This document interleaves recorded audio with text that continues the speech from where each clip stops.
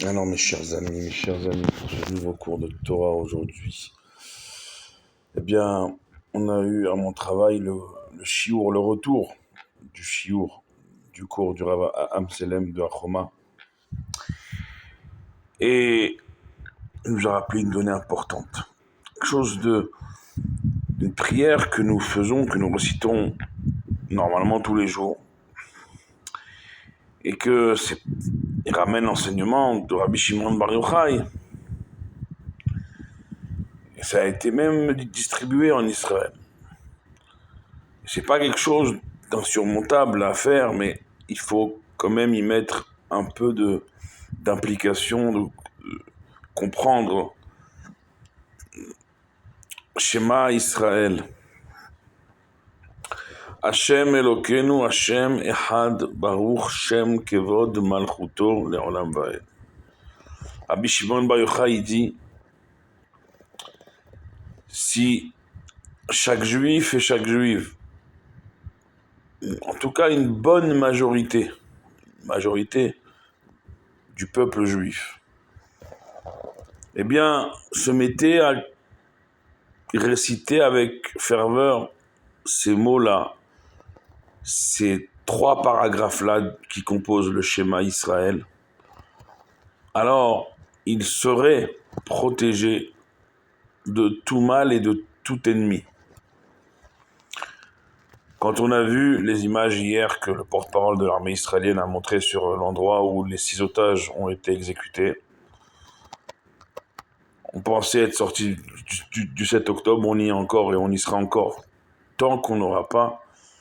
En vérité, on parle même pas de devenir au mois des Louls en un mois, comme le Rav il a dit aujourd'hui, Baba Salé, du jour au lendemain, ça n'existe pas. Ça n'existe pas et c'est pas ce que Dieu nous demande. Le Rav il a dit ce que Dieu nous demande, c'est en vérité le sens et la traduction ne serait-ce que littérale du schéma Israël. De lever les yeux, de dire schéma Israël, écoute Israël. À chaque juif, d'encourager chacun de dire ces mots-là avec ferveur. Hashem Elokeinu. Sache Israël, sache peuple juif en terre d'Israël comme en diaspora, que Hashem Elokeinu, qui est notre Dieu? Hashem Echad. Notre Dieu, Hashem, il est un, il est unique, il est En Od Milevado. Il n'y a pas comme lui. Il n'y a pas autre que Dieu, autre que Hashem, qui peut, Baruch, nous bénir, Shem Kevod, redonner du Kavod à notre nom, à notre renommée, Malchuto par sa royauté, Leolam Vaed, et ce, sans limite de temps et d'espace. Voilà les 2 premières phrases du schéma Israël que tout le monde connaît. Jusque dans la mort, on fait réciter à un agonisant le schéma Israël avant de lui fermer les yeux. Le 7 octobre, les soldats, pour s'identifier et identifier en retour les vies juives, qu'est-ce qu'ils ont crié en passant dans les maisons des kibbutzim le 7 octobre? Shema Israël, Hashem Elokeinu, Hashem Echad. Dans certains cas, ils ont juste dit Shema Israël et ils ont entendu en retour les personnes juives qui se cachaient leur répondre Hashem Elokeinu, Hashem Echad. Dans d'autres cas, ils sont allés au bout de la première phrase Shema Israël, Hashem Elokeinu, Hashem Echad. Les soldats ont crié et en retour, ils ont entendu les personnes juives qui se cachaient crier Baruch Shem Kevod Malchuto Leolam Vaed. Et comme ça, le 7 octobre, comme dans d'autres périodes sombres de l'histoire juive, comme pendant la Shoah, ou après la Shoah, pour reconnaître les enfants juifs qui avaient été cachés, les rabbins ont crié Shema Israël et les enfants juifs se sont levés. Ils ont dit, nos parents nous ont appris au moins ça, et peut-être et parfois seulement ça avant d'être exterminés. Ils nous ont appris, ils nous ont demandé de ne pas oublier. Et quand les rabbins, après la Shoah, ou les associations qui voulaient ramener les enfants juifs dans des familles juives, même des familles d'accueil, mais des familles juives. Ils ont aussi procédé aux moyens du schéma Israël pour que les enfants juifs se lèvent parmi tous les enfants des centres à l'époque. Donc hier comme aujourd'hui, pendant la Shoah comme au 7 octobre. Et aujourd'hui, on était un jour particulier aussi mondial. Qui ne se souvient pas de ce qu'il faisait il y a 23 ans, le 11 septembre 2001? Tout le monde se souvient. Tout le monde se souvient ce qu'il faisait ce jour-là du 11 septembre 2001. 3000 morts sur le sol de la première puissance au monde. 6000 blessés. Sur le sol de la première puissance au monde, il y a encore, et c'est un chiffre qui fait froid dans le dos, 23 ans après, 1103 vies qui n'ont pas pu être identifiées par manque d'ADN jusqu'à tel point que l'acier brûlant, fondu et désintégré des tours jumelles n'ont pas permis de retrouver ne serait-ce qu'une goutte d'ADN, un semblant d'ADN pour plus de 1000 victimes encore 23 ans après de ces 3000 morts. Imaginez-vous. Et parmi ces... Même ce jour-là, dans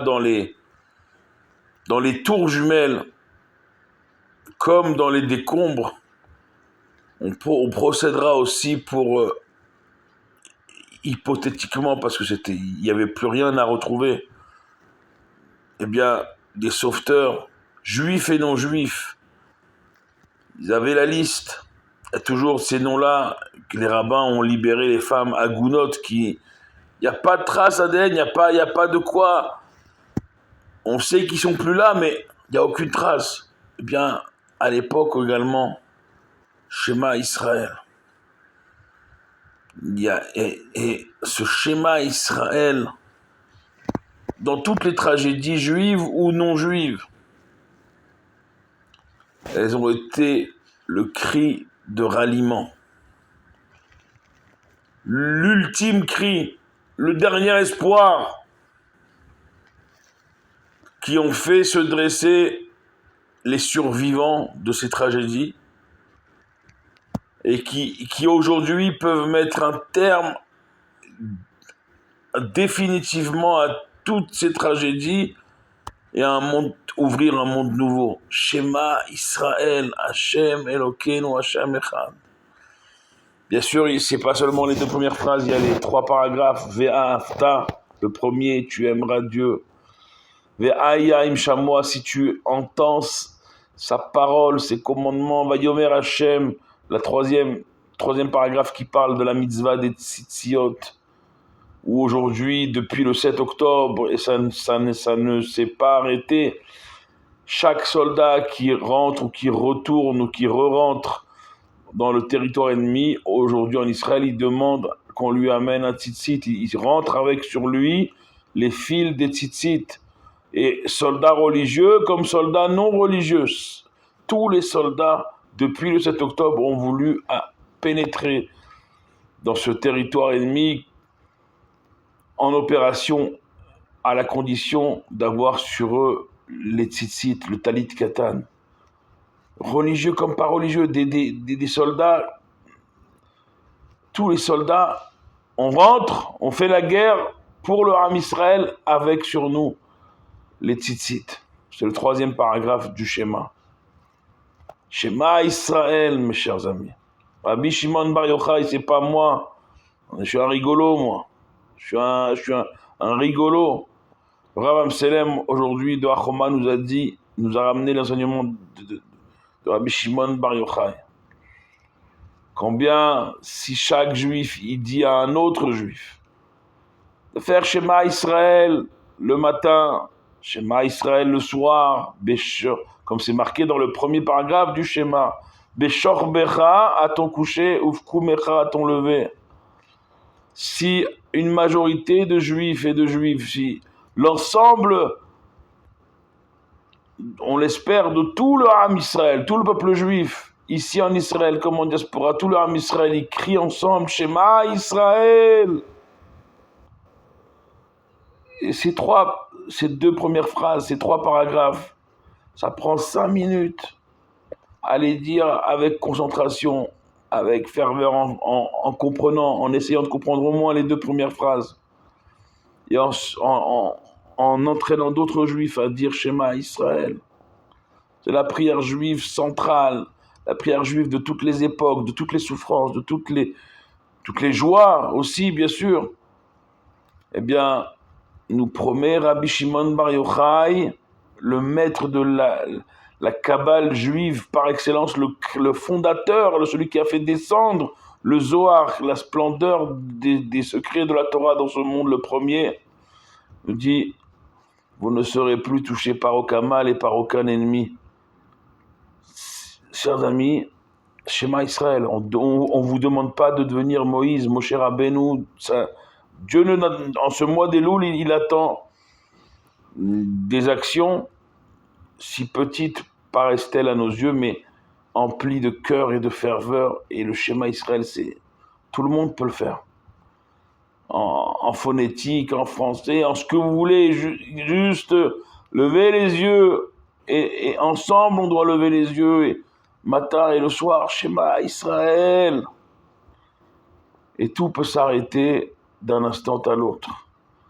Voilà le message que je voulais vous délivrer ce soir. Priez pour nous comme on prie pour vous. Ensemble, on est toujours plus fort. Baruch Adonai Leolam. Amen ve Amen.